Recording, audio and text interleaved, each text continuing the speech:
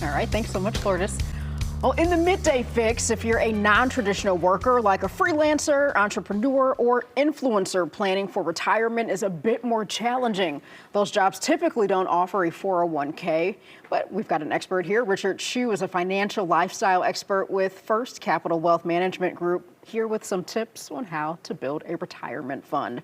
Richard, thanks so much for joining us. It's great to have you here. Good to be here. Yeah. Thanks for having me. Absolutely. And as we were just talking about, post-pandemic, a lot of people have not gone back to their traditional jobs and are probably experiencing the freedom of being their own boss, per se. Yeah. But a lot of those fundamental and foundational structures that were in place to help them save are not there. So yeah, how can we help them? Well, it's a big deal. And a lot of people right now are struggling with that. And there are answers to it. Obviously, if you've left your previous employer, whether by choice or by force, and there's money on the table, i.e. your old 401k, one of the first things you want to do is take it with you. And I don't mean literally take the money with you, right. but roll that into your own new IRA. You can do that without any cost or any tax liability. And the cool thing about it is it keeps you in that structure. Okay. Because you've got the limitations of what you can put in per year, which was similar to when you had it in a 401k at your old employer.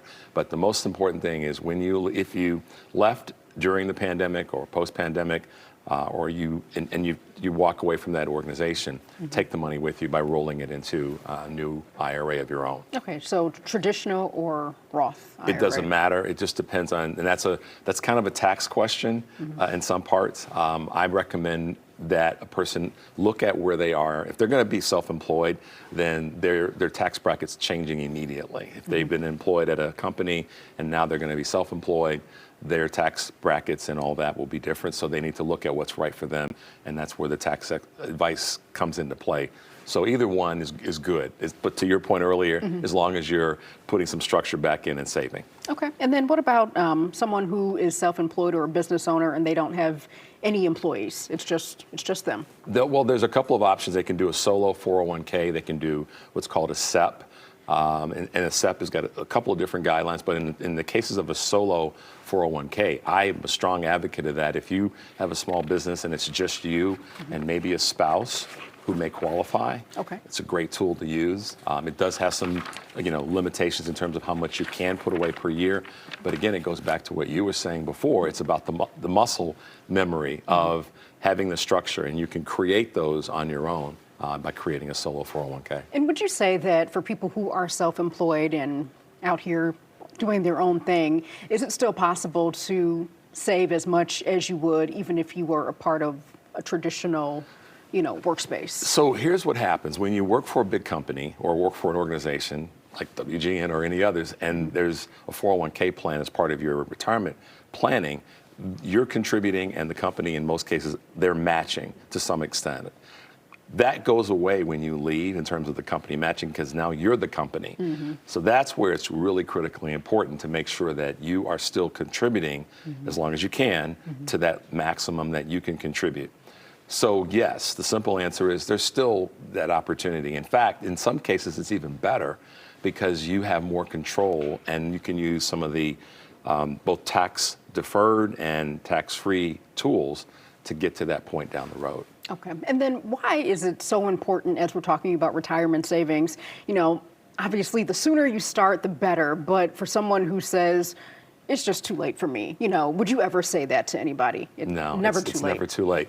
Because there's a couple ways that we look at it. One is it's never too late for you to start because you always can take advantage of some of the after-tax tools to use. But it's never too late for those who you care about. Because at the end of the day, savings is king. Yes. Cash is king. So if you're putting money away, somebody's going to benefit from that. It may not directly be you, but it may be part of your legacy. Okay, we have just under a minute left. Richard, is there any last points, tidbits that you want to, just get across to folks before we wrap up? Well, going to your original question and your secondary question about can you do it, are you too old? You're never too old. Start where you are. Make sure that you base it on your budget so that you can continue to do it. It's sort of like working out, and we all know this. You get on that plan of I'm going to lose weight and get in better shape, and you try to do too much at one time because you didn't look at your budget of your time. In this case, when it comes to your financial budget, the same thing applies. Start saving, look at your budget, determine what you can do, and then be able to stick to it. That's probably my biggest tip, is just save. Always save. My wife and I joke about this all the time. Are we saving? We, as professionals, Yes. do the same thing. So to the consumer, just start where you are and then be able to build and go forward. All right, one of my mottos, pennies add up. So. They sure do. All Quickly. right, yes. Thanks so much, Richard. We appreciate you being on the show. Thank you, You can get more information at firstcig.com or follow them on social media. Again, Richard Chew, thank you so much. We appreciate you being Thank you here. for the opportunity. Thank you. All right, bye now.